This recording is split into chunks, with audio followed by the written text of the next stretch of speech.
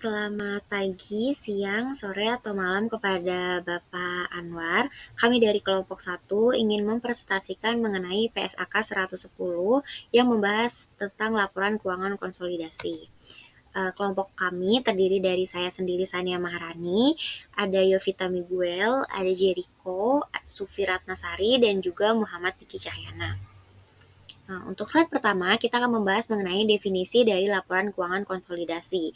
Nah, laporan keuangan konsolidasi adalah laporan keuangan perusahaan yang menyajikan aset, liabilitas, ekuitas, penghasilan, beban, dan arus kas di beberapa entitas termasuk anak perusahaannya secara keseluruhan.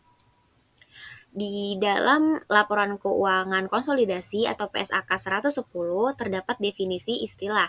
Yang pertama itu ada aktivitas relevan, yaitu aktivitas investor yang secara signifikan memengaruhi hasil investor.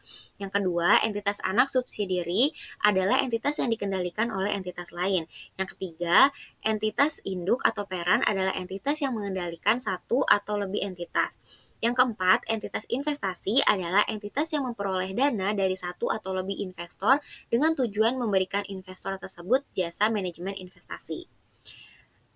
Istilah selanjutnya yaitu ada hak pencabutan atau removal rights, adalah hak untuk mencabut kewenangan pengendalian keputusan yang dimiliki oleh pengambilan keputusan. Yang selanjutnya ada hak protektif atau protective right, merupakan hak yang didesain untuk melindungi kepentingan pihak pemegang hak protektif tanpa memberikan kekuasaan kepada pihak tersebut atas entitas di mana hak tersebut terkait. Lalu ada kekuasaan atau power yang merupakan hak yang ada saat ini yang memberikan kemampuan kini untuk mengarahkan aktivitas yang relevan. Lalu ada kelompok usaha atau grup, yaitu entitas induk atau entitas anaknya.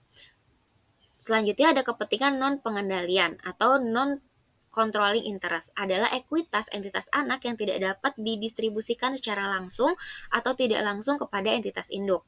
Lalu ada pengambilan keputusan atau decision maker, adalah entitas dengan hak pengambilan keputusan yang merupakan prinsipal maupun agen untuk pihak lain. Yang terakhir ada pengendalian atas investor, adalah investor yang mengendalikan investi ketika investor terekspos atau memiliki hak atas hasil variabel.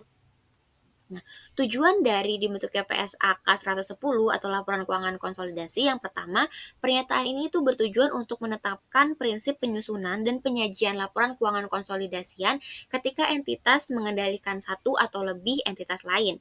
Yang kedua, entitas induk yang mengendalikan entitas anak harus menyajikan laporan keuangan konsolidasian berdasarkan prinsip pengendalian yang mencakup identifikasi pengendalian investor terhadap investi, penyesuaian laporan konsolidasi, dan pengecualian konsolidasi bagi entitas investasi.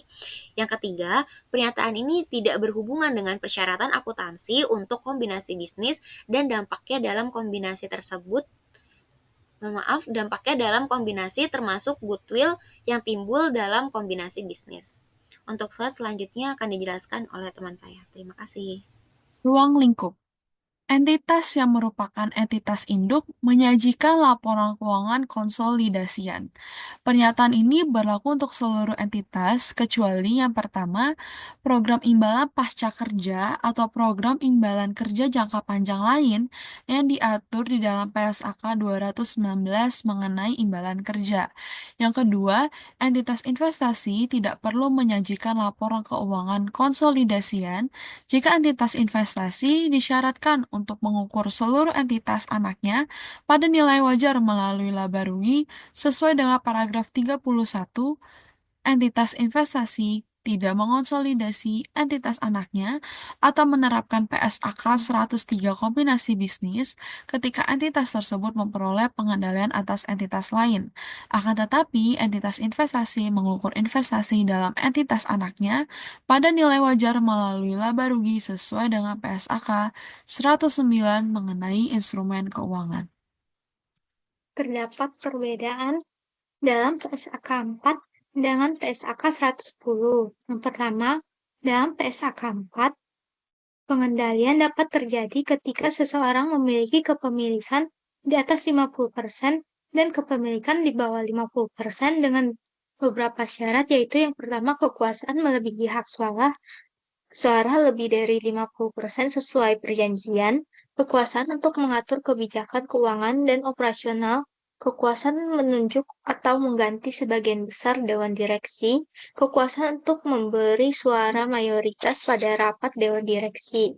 Sedangkan dalam PSAK 110, seseorang investor dapat mengendalikan investi ketika memiliki kekuasaan berkuasa atas investi, kedua hak atau exposure atau hak atas imbal hasil variabel dari keterlibatannya dengan investi. Yang ketiga, yaitu kemampuan mempengaruhi imbal hasil melalui kekuasaannya atau investi.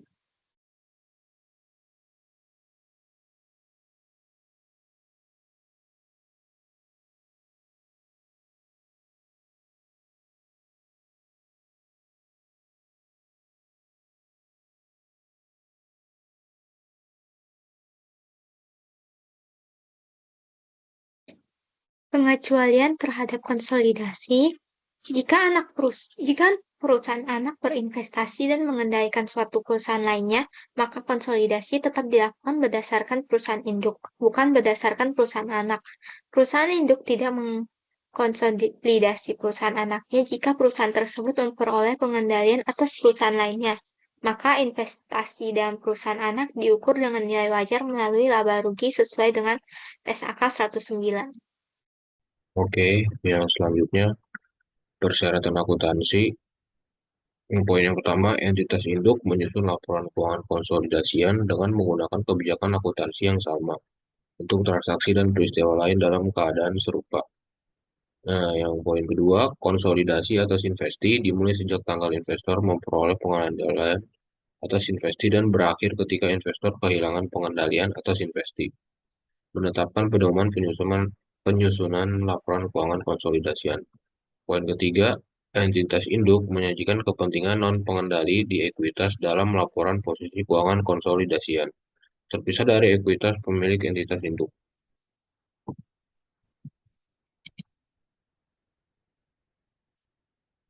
Yang selanjutnya, poin keempat, perubahan dalam bagian kepemilikan entitas induk pada entitas anak yang tidak mengakibatkan hilangnya pengendalian entitas induk pada entitas anak adalah transaksi ekuitas, yaitu transaksi dengan pemilik dalam kapasitasnya sebagai pemilik. Menetapkan pedoman akuntansi untuk kepentingan non-pengendali dalam laporan keuangan konsolidasian. Poin kelima, jika entitas induk kehilangan pengendalian pada entitas anak, maka entitas induk A. Menghentikan pengakuan aset dan liabilitas entitas anak terdahulu dari laporan keuangan konsolidasian. Yang B. Mengakui sisa investasi apapun pada entitas anak terdahulu pada nilai wajarnya ketika kehilangan pengendalian dan selanjutnya mencatat sisa investasi tersebut dan setiap jumlah terutang oleh atau kepada entitas anak. Oke, selanjutnya saya akan membahas penentuan apakah entitas induk adalah entitas investasi. Entitas investasi adalah entitas yang memperoleh dana dari satu atau lebih investor dengan tujuan memberikan investor tersebut jasa manajemen investasi. Yang kedua, menyatakan komitmen kepada investor bahwa tujuan bisnisnya adalah untuk menginvestasikan dana yang semata-mata untuk memperoleh imbal hasil dari kenaikan nilai modal, penghasilan investasi, atau keduanya. Dan juga mengukur dan mengevaluasi kinerja dari seluruh investasinya berdasarkan nilai wajar. Dalam paragraf PP 85A sampai PP 85M memberikan pedoman penerapan terkait, yaitu tujuan bisnis, strategi pengakhiran, pendapatan dari investasi, dan pengukuran nilai wajar. Entitas induk yang berhenti sebagai entitas investasi atau menjadi entitas investasi yang mencatat perubahan statusnya secara prospektif dari tanggal terjadinya perubahan status tersebut. Lalu ada pengecualian terhadap konsolidasi.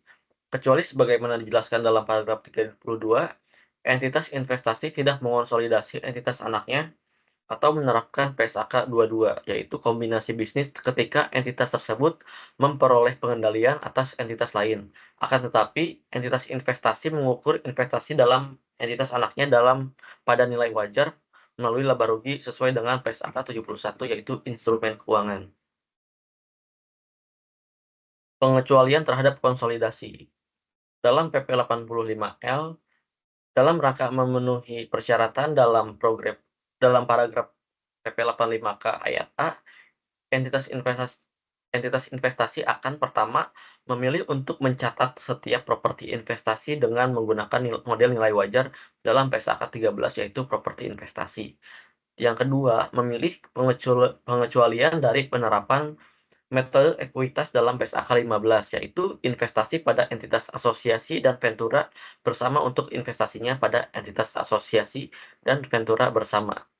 Dan yang ketiga, mengukur aset keuangannya pada nilai wajar dengan menggunakan persyaratan dalam PSAK 71, yaitu instrumen keuangan. Di sini ada ilustrasi laporan keuangan konsolidasian. Di sini ada contoh dari PT Gojek Tokopedia Tbk dan entitas anaknya.